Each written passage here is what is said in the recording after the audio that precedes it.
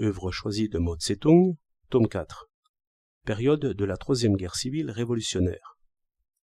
La faillite de la conception idéaliste de l'histoire. 16 septembre 1949. Acheson, le porte-parole de la bourgeoisie des États-Unis, mérite la reconnaissance des Chinois. Et ce n'est pas seulement pour avoir explicitement avoué que les États-Unis donnaient l'argent et les armes, et que Chiang Kai-shek fournissait les hommes pour se battre au profit des États-Unis et massacrer le peuple chinois, aveu qui permet aux progressistes chinois de convaincre, preuve en main, les éléments retardataires. Vous voyez bien. Acheson lui-même avoue que la grande et sanglante guerre de ces dernières années, qui a coûté la vie à des millions de Chinois, a été systématiquement organisée par l'impérialisme américain. Acheson mérite la reconnaissance des Chinois.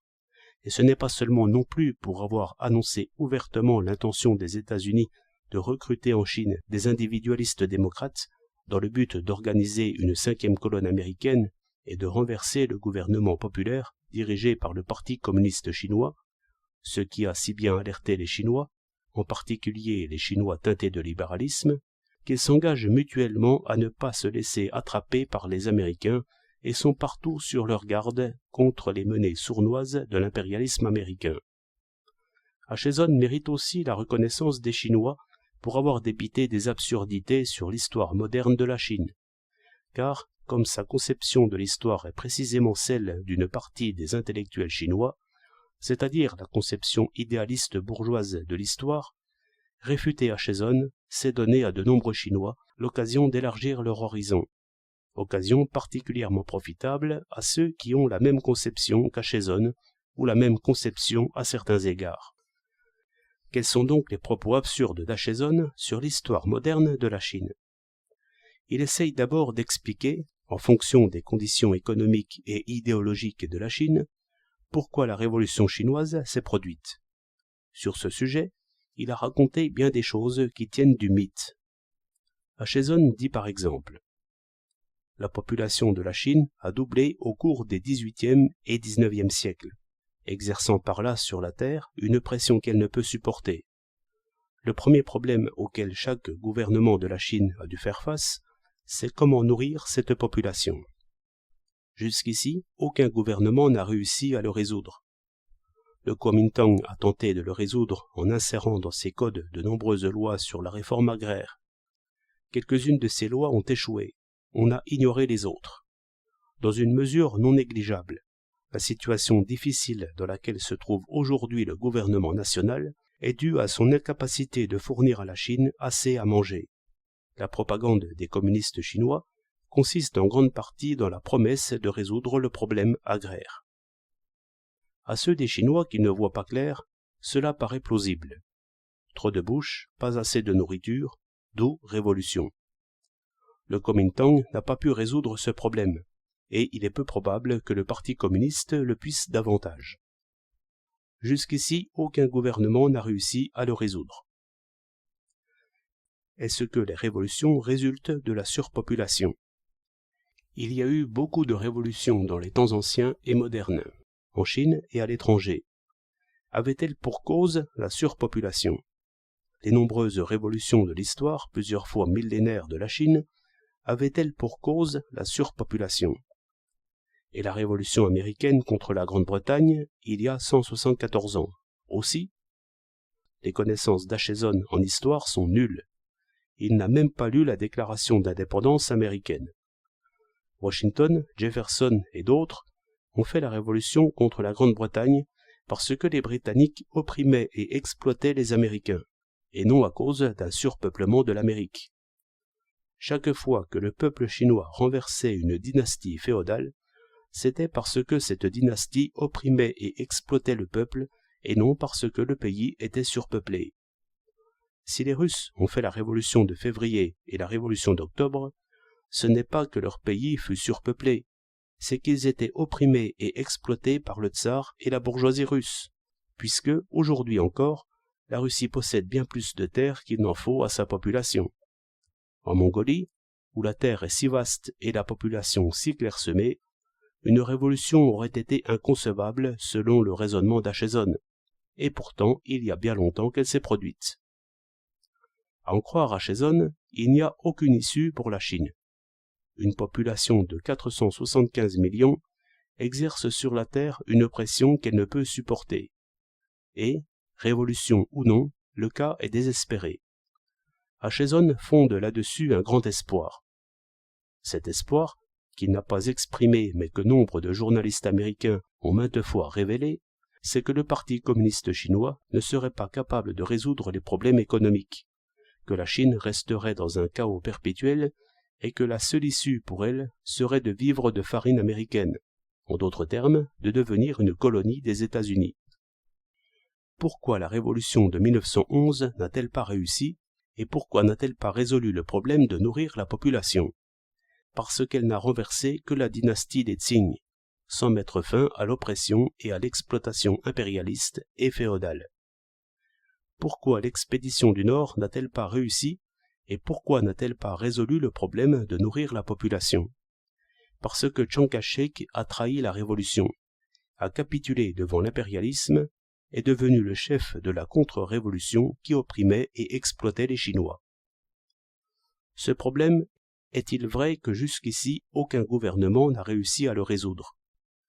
Dans les régions libérées anciennes de la Chine du nord-ouest, du nord, du nord-est et de l'est, où le problème agraire a déjà été résolu, la question formulée par Acheson, comment nourrir cette population, se pose-t-elle encore?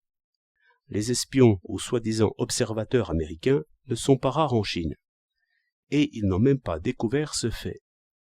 Si, dans des villes comme Shanghai, le problème du chômage ou, en d'autres termes, le problème de l'alimentation de la population s'est posé, c'est uniquement à cause de la cruelle, de l'inhumaine oppression et exploitation du peuple par l'impérialisme, le féodalisme, le capitalisme bureaucratique et le gouvernement réactionnaire du Kuomintang.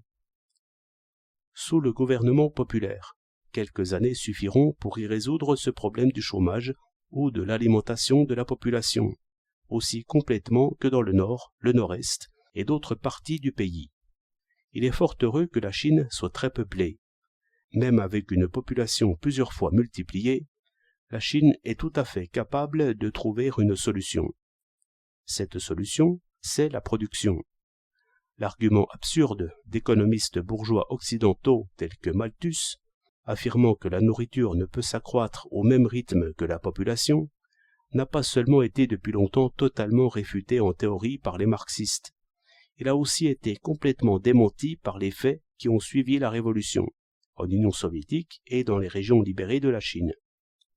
Se fondant sur cette vérité que révolution et production peuvent résoudre le problème de nourrir la population, le comité central du Parti communiste chinois a donné aux organisations du parti et aux unités de l'armée populaire de libération dans toutes les régions du pays l'ordre de ne pas licencier l'ancien personnel du Kuomintang, mais de maintenir en fonction tous ceux qui ont quelque capacité et ne sont pas des réactionnaires avérés ou des malfaiteurs notoires.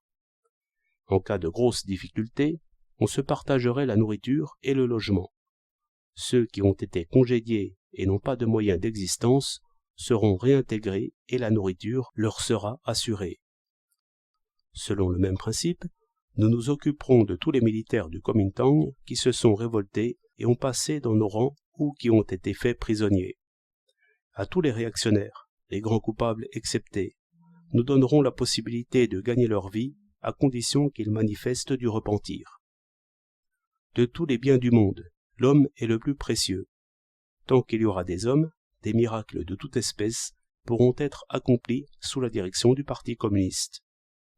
Nous sommes de ceux qui réfutent la théorie contre-révolutionnaire d'Acheson. Nous avons la conviction que la révolution peut tout changer et qu'avant longtemps va naître une Chine nouvelle, très peuplée et très riche en produits, une Chine où l'on vivra dans l'abondance et où fleurira la culture. Tous les propos pessimistes sont absolument sans fondement.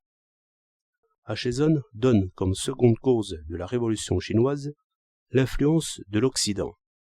Il dit « Durant plus de 3000 ans, les Chinois ont développé, largement à l'abri d'influences extérieures, une haute culture et une grande civilisation originale.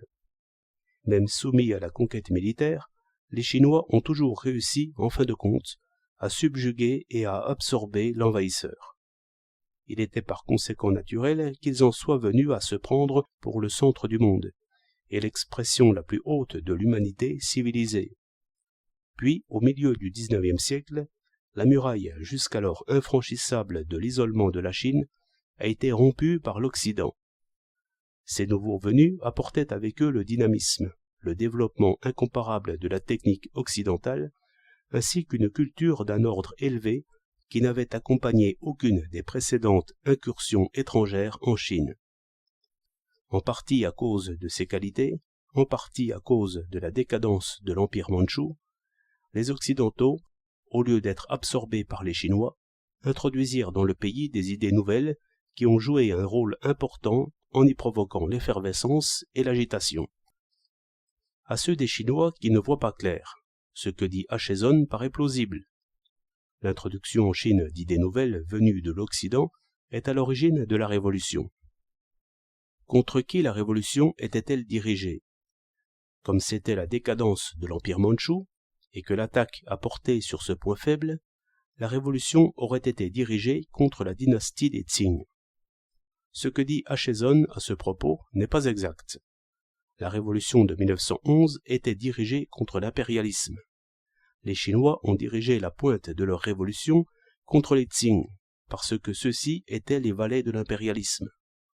La résistance contre l'agression britannique dans la guerre de l'opium, la guerre contre l'agression des forces alliées anglo-françaises, la guerre des Taiping contre les Qing, la guerre contre l'agression française, la guerre contre l'agression japonaise et la guerre contre l'agression des forces coalisées des 8 puissances se sont toutes terminées par un échec. Alors éclata la révolution de 1911 contre les Qing, laquais de l'impérialisme. Telle est l'histoire moderne de la Chine jusqu'en 1911. Qu'est-ce que l'influence de l'Occident, comme Acheson l'appelle?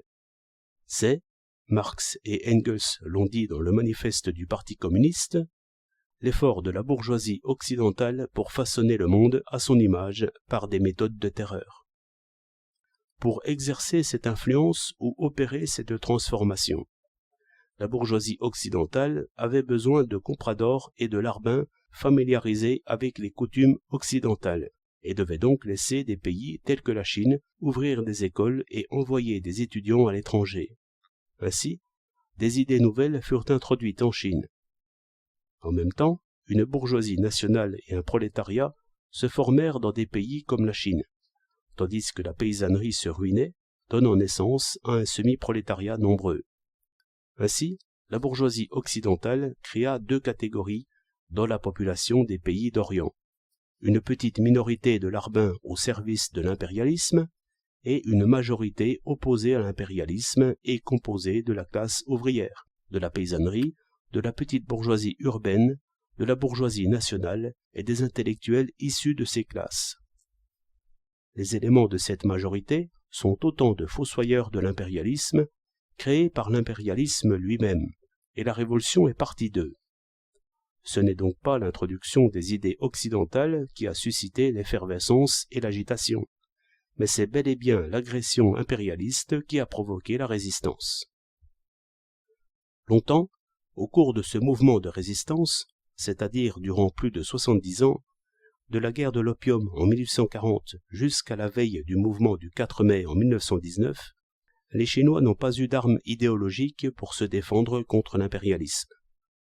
Les vieilles armes idéologiques immuables du féodalisme étaient vaincues. Elles ne tenaient plus le coup et leur faillite était constatée.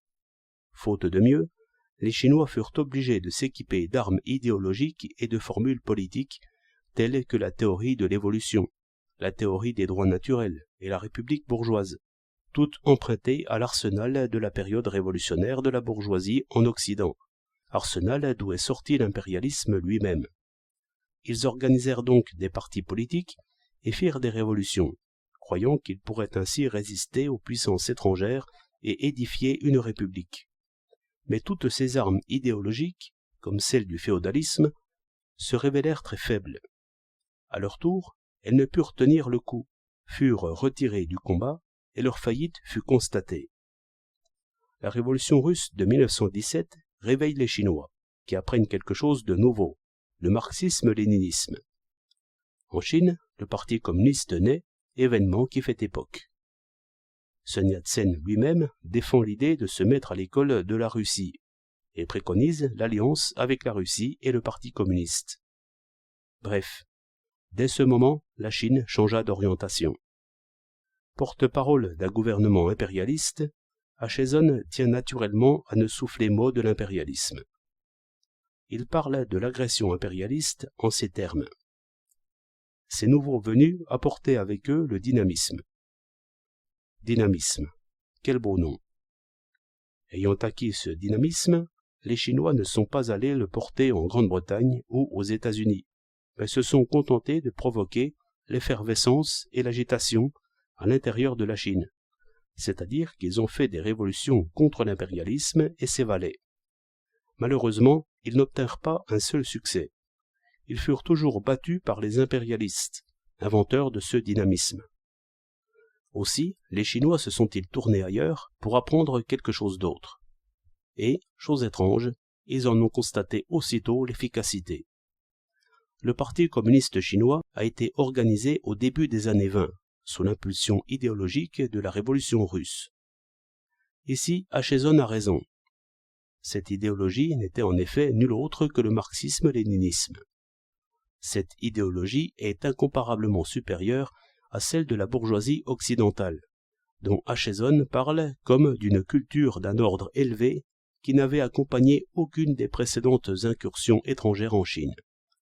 L'efficacité de cette idéologie est si éclatante que la culture bourgeoise occidentale, considérée avec orgueil par Achezon et ses pareils comme une culture d'un ordre élevé par comparaison avec l'ancienne culture féodale de la Chine, fut battue dès qu'elle rencontra la nouvelle culture marxiste-léniniste acquise par le peuple chinois, c'est-à-dire la conception scientifique du monde et la théorie de la révolution sociale. Dans sa première bataille, cette nouvelle culture scientifique et révolutionnaire acquise par le peuple chinois défie les seigneurs de guerre du Peiyang, valet de l'impérialisme. Dans la seconde, elle fit échouer les tentatives d'un autre valet de l'impérialisme, Chiang Kai-shek, pour arrêter l'armée rouge chinoise dans sa longue marche de 25 000 li. Dans la troisième, elle défie l'impérialisme japonais et son valet Wang Tsingwei.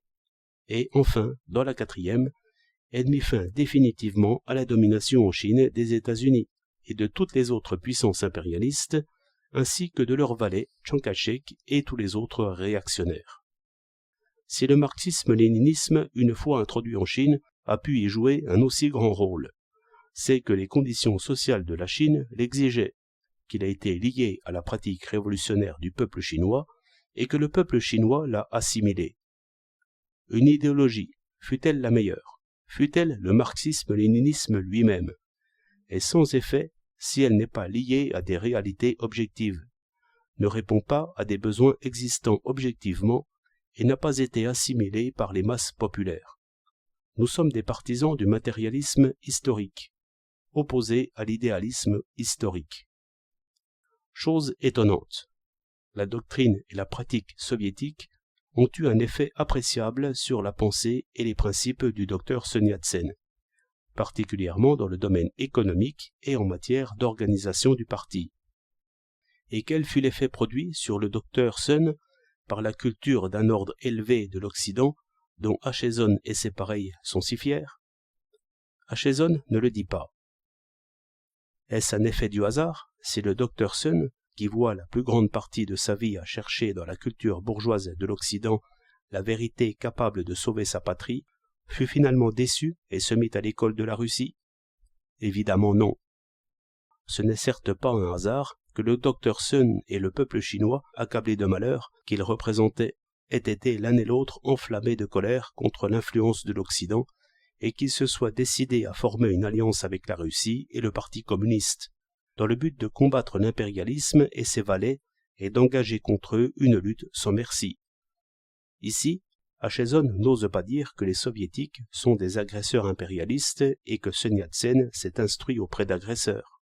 Eh bien, puisque Sun Yat-sen a pu s'instruire auprès des soviétiques et que ceux-ci ne sont pas des agresseurs impérialistes, pourquoi ses successeurs, les Chinois qui vivent après lui, ne pourraient-ils pas s'instruire auprès des soviétiques?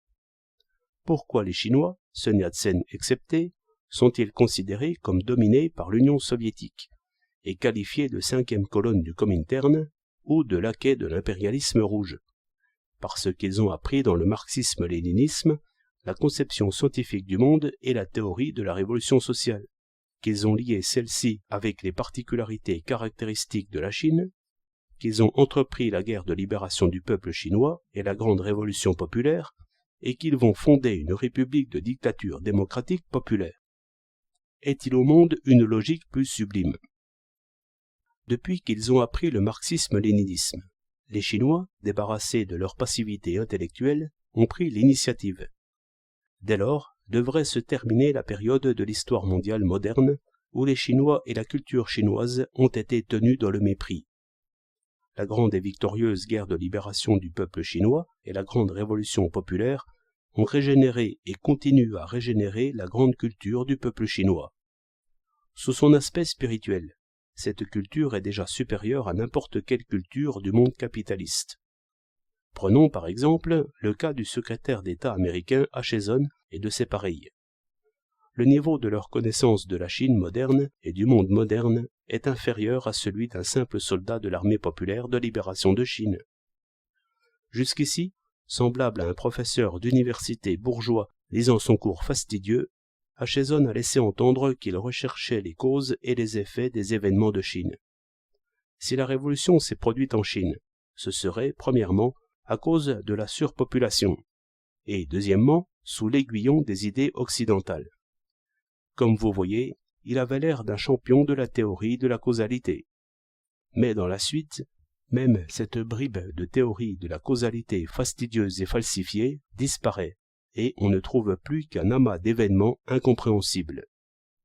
Les Chinois se disputaient le pouvoir et l'argent, se suspectaient et se haïssaient mutuellement. Impossible de savoir pourquoi. Un changement incompréhensible est intervenu dans le rapport des forces morales des deux partis qui étaient aux prises, le Kuomintang et le Parti communiste. Le moral de l'un est tombé brusquement au-dessous de zéro, tandis que celui de l'autre a monté brusquement au point d'incandescence. Et la cause? Personne ne la connaît. Voilà la logique inhérente à la culture d'un ordre élevé des États-Unis, telle que Dean Acheson la représente.